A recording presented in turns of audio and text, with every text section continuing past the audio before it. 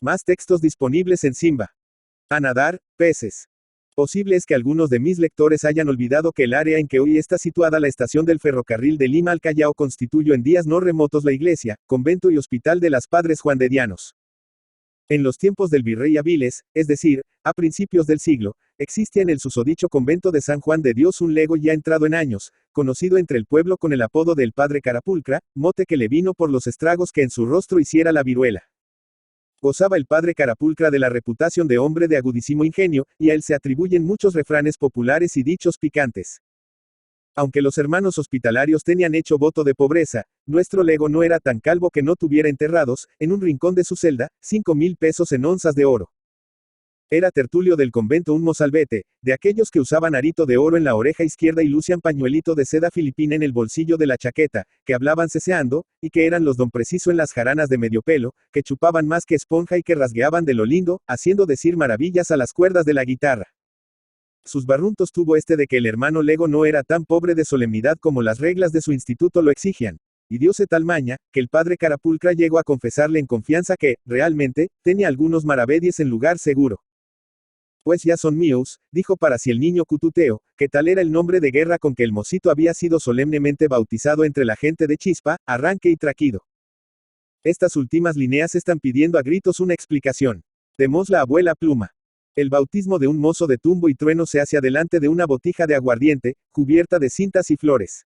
El aspirante la rompía de una pedrada, que lanzaba a 3 varas de distancia, y el mérito estribaba en que no excediese de 1 litro la cantidad de licor que caía al suelo. Enseguida el padrino servía a todos los asistentes, mancebos y damiselas. Y antes de apurar la primera copa, pronunciaba un speech, aplicando al candidato el apodo con que, desde ese instante, quedaba inscripto en la cofradía de los legítimos chuchumecos. Concluida esta ceremonia, empezaba una crapula de esas de hacer temblar el mundo y sus alrededores.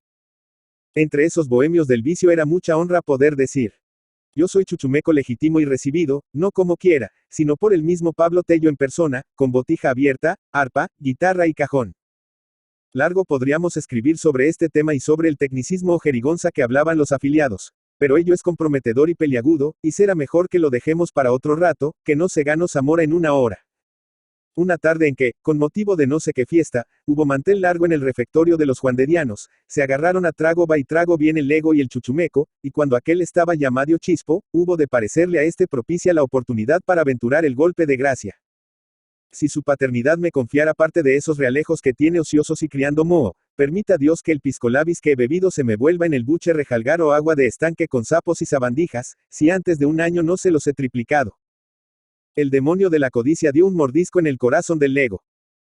Mire su paternidad, prosiguió el niño. Yo he sido mancebo de la botica de don Silverio, y tengo la farmacopea en la punta de la uña. Con 2,000 pesos ponemos una botica que le eche la pata encima a la del gato. Con tan poco, hombre, balbuceó el juandediano. Y hasta con menos, pero me fijo en suma redonda porque me gusta hacer las cosas en grande y sin miseria. Un almirez, un morterito de piedra, una retorta, un alambique, un tarro de sanguijuelas, unas cuantas onzas de goma, linaza, achicoria y raíz de altea, unos frascos vistosos, vacios los más y pocos con droga, y pare de contar. Es cuanto necesitamos. Créame su paternidad. Con 4 simples, en un verbo le pongo yo la primera botica de Lima. Y prosiguió, con variaciones sobre el mismo tema, excitando la codicia del hospitalario y halagando su vanidad con llamarlo arroso y velloso su paternidad. Parece que el mutunante guardaba en la memoria este pareado. Para surgir, con adularte basta. La lisonja es jabón que no se gasta. Mucho alcanza un adulador, sobre todo cuando sabe exagerar la lisonja.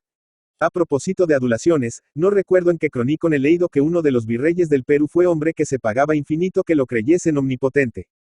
Discurríase una noche en la tertulia palaciega sobre el apocalipsis y el juicio final, y el virrey, volviéndose a un garnacha, mozo limeño y decidor, que hasta ese momento no había despegado los labios para hablar en la cuestión, le dijo: ¿y usted, señor doctor, cuando cree que se acabará el mundo? Es claro, contestó el interpelado, cuando vuecencia mande que se acabe. Agrega el cronista que el virrey tomó por lisonja fina la picante y epigramática respuesta. Si viviría el hombre convencido de su omnipotencia. A la postre, el buen lego mordió el anzuelo y empezó por desenterrar 100 peluconas. Y la botica se puso, luciendo en el mostrador 4 redomas con aguas de colores y una garrafa con pececitos del río. En los escaparates se ostentaban también algunos elegantes frascos de drogas, Pero con el pretexto de que hoy se necesita tal bálsamo y mañana cual menjurje, llegó el boticario a arrancarle a su socio todas las muelas que tenía bajo tierra. Y pasaron meses. Y el mocito, que entendía de picardias más que una culebra, le hacía cuentas alegres, hasta que aburrido Carapulcra, le dijo: Pues, señor, es preciso que demos un balance, y cuanto más pronto mejor. Convenido, contestó impavido Cututeo, mañana mismo nos ocuparemos de eso. Y aquella tarde vendió a otros del oficio, por la mitad de precio, cuanto había en los escaparates, y la botica quedó limpia sin necesidad de escoba. Cuando al día siguiente fue Carapulcra en busca del compañero para dar principio al balance, se encontró con que el pájaro había volado, y por única existencia la garrafa de los peces. Pusóse el lego furioso, y en su arrebato cogió la garrafa y la arrojó a la acequia diciendo: A nadar, peces. Y he aquí, por si ustedes lo ignoran, el origen de esta frase. Y luego el padre Carapulcra, tomándose la cabeza entre las manos, se dejó caer en un sillón de baqueta murmurando: Ah, pícaro. Con 4 simples me dijo que se ponía una botica. Embustero. Él la puso con solo un simple. Y ese fui yo. Ricardo Palma. Ricardo Palma, Lima, 7 de febrero de 1833. Miraflores, Lima, 6 de octubre de 1919, fue un escritor romántico, costumbrista, tradicionalista, periodista y político peruano, famoso principalmente por sus relatos cortos de ficción histórica reunidos en el libro Tradiciones Peruanas. Cultivó prácticamente todos los géneros: poesía, novela, drama, sátira, crítica, crónicas y ensayos de diversa índole. Sus hijos Clemente y Angélica siguieron sus pasos como escritores.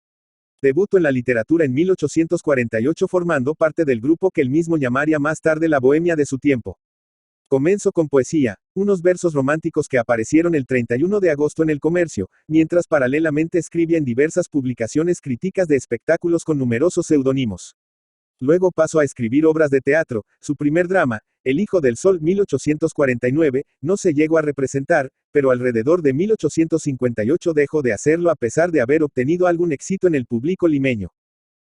Solo 2 piezas de este periodo han sobrevivido. El drama Rodil, 1851, redescubierto 100 años después de su publicación, Palma había destruido la mayoría de los ejemplares, y la comedia El Santo de Panchita, que escribió junto con Manuel Asensio Segura. Su primer libro de prosa, Corona Patriótica, apareció en 1853. 2 años más tarde sale Poesías y en 1865, Armonías. Libro de un desterrado. Su obra poética no estuvo exenta de polémica. En 1890 publicó A San Martín, poema que provocó la protesta del gobierno chileno, que lo consideró ofensivo para su país. El último poemario de Palma, Filigranas. Aguinaldo a mis amigos, apareció 2 años más tarde. En 1865, compiló la antología Lira Americana. Colección de poesías de los mejores poetas del Perú, Chile y Bolivia.